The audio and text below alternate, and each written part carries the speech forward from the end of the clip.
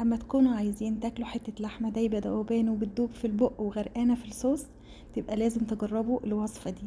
بجد وصفة حلوة جدا، ما بغيرهاش ابدا. وصفتي لكباب الحلة حلوة قوي مع شوية رز بالخلطة، بجد تحفة. شايفين الجمال؟ حلوة قوي. بس قبل ما نبتدي الفيديو، لو اول مرة تشوفوني انا غاية، ما تنسوش تشتركوا في القناة ولايك وشير لو عجبكم الفيديو. ويلا نسمي الله ونصلي على الرسول عليه افضل الصلاة والسلام. وتعالوا نشوف عملنا الجمال ده ازاي. شايفين حتة اللحمة عاملة ازاي؟ كانت دايبة دوبان كده، بجد تحفة.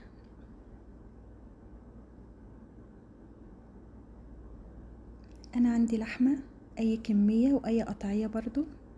ده كان حوالي كيلو لحمة، ولو انا هعمل كيلو لحمة هحط عليه كيلو بصل، وده قرن فلفل سبايسي. بعد كده هفرمهم في الكبة،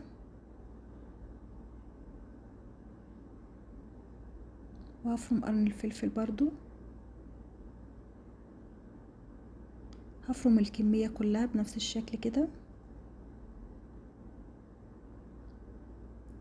بعد كده هحط التوابل. عندي فلفل اسود وقرفة وبهارات لحمة، وعندي جوزة الطيب. هبشر منها حتة كده، طبعا مش هبشرها كلها، شايفين بشرت حتة بس. هدعك بقى البصل مع التوابل كده. طبعا انا اول ما بدعك البصل مع التوابل كده الريحة بتطلع، تبقى حلوة جدا. بعد كده هحط اللحمة،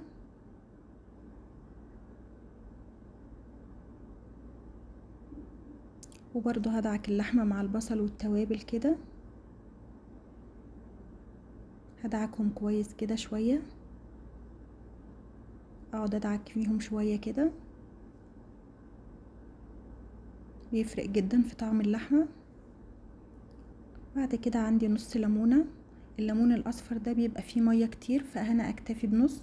لو انتوا هتعصروا ليمون اخضر اعصروا ليمونة كاملة. بعد كده هدعكهم برضو مع بعض كده.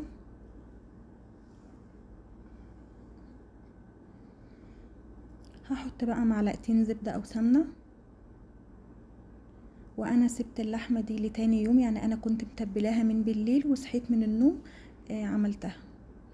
حطيتها بقى على النار كده، وهسيبها لما تنزل السوائل خالص اللي فيها هي والبصل. مش هحط مية دلوقتي خالص والنار عالية، هسيبها براحتها خالص واقلبها كده. انا ما حطيتش مية خالص دلوقتي، انا هسيبها لحد ما تنشف خالص وتنزل كل السوائل اللي فيها. بعد كده هبتدي احط لها مية.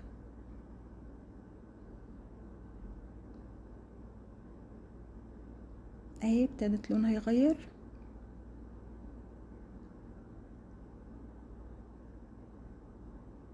هقلبها برضو كده. اهي ابتدت المية تنشف منها.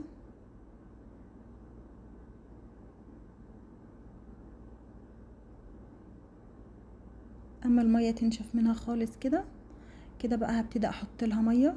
هحط لها شوية صغيرين بشوية صغيرين. انا حطيت حوالي نص كوباية بس بالشكل ده. وكل ما تحتاج مية هزودها تاني، كل شوية هبص عليها واقلبها، واما تحتاج مية هحط لها تاني لحد ما تستوي خالص بالشكل ده كده. النار كانت وسط في الاول، وبعد كده بهدي النار عليها. بعد كده بقى هحط الملح. هي كده خلاص استوت.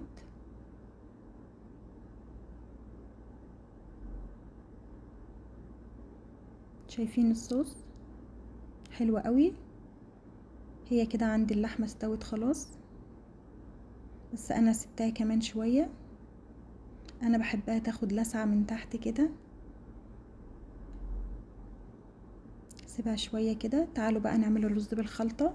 عندي طاسة على النار، حاطة فيها معلقة زيت واحط فيها اللحمة المفرومة. انا بدي اللحمة المفرومة تشميعة الاول كده على النار. بعد كده بحط البصل والتوابل.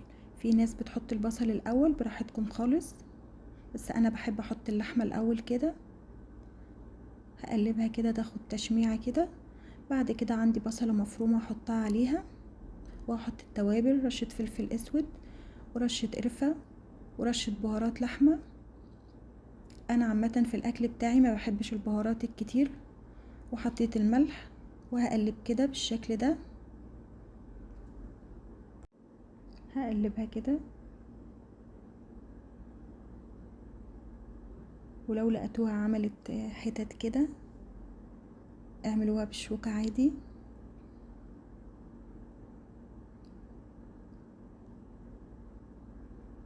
بالشكل ده كده. هي كده خلاص اللحمة عندي استوت. تعالوا بقى نعمل الرز. عندي حلة على النار، هحط فيها شوية زيت ومعلقتين زبدة او سمنة، وهحط معلقتين سكر كبار واقلبهم كده. انا عايزة السكر ده يكرمل معايا، بيفرق جدا في طعم الرز. اما يكرمل بالشكل ده كده، عندي بصلة مفرومة هحطها بالشكل ده كده واقلبها. هحط التوابل، رشة فلفل اسود ورشة كمون، وحطيت ورق لورا وليمون مجفف، وحطيت رشة قرفة، وحطيت فلفل اسود حطيت 3 وحدات بس عشان ابقى عداهم وعارفاهم واشيلهم اما الرز يستوي. وحطيت بقى كركم معلقة صغيرة واقلب كده. وهحط معلقة صلصة كبيرة. لو انتم حابين الرز يبقى احمر فاستغنوا عن الكركم، لو انتم حابينه زي اللون اللي في الفيديو كده حطوا الكركم مع الصلصة بيدي اللون ده. هحط بقى المية، وحطيت كرنيب شوربة والملح. واما المية تغلي بنزل بالرز. رز مغسول، ده رز بسمتي، وعادي لو تحطوا مصري براحتكم، اللي متوفر اعملوه.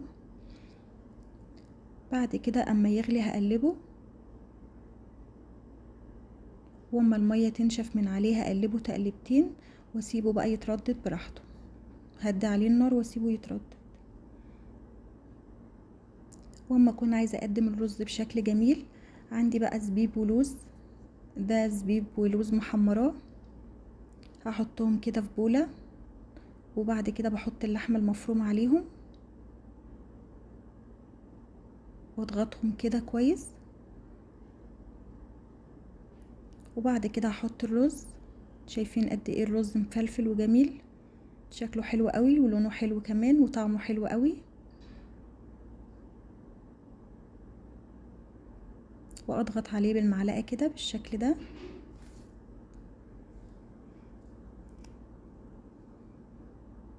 وبعد كده بقى هقلبه في الطبق اللي انا هقدم فيه بالشكل ده، واشيل البولة بالراحة ويطلع معايا الجمال ده. شايفين قد ايه شكله جميل.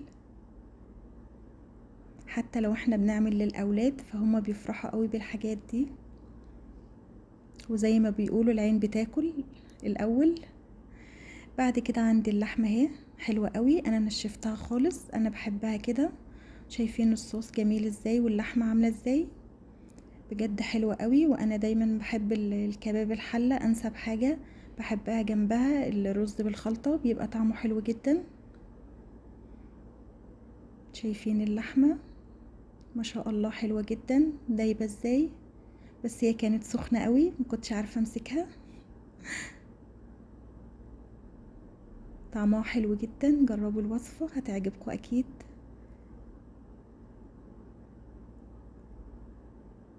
شايفين دايبة ازاي حلوة قوي، والصوص جميل جدا. شايفين الصوص حلو جدا واللحمة دايبة خالص. يا رب الفيديو يكون عجبكم، واستنوني ان شاء الله في فيديو جديد. اشوفكم على خير، ويا رب الوصفة تعجبكم وتقولوا لي ايه رأيكم فيها وفي طعمها. اشوفكم على خير ان شاء الله.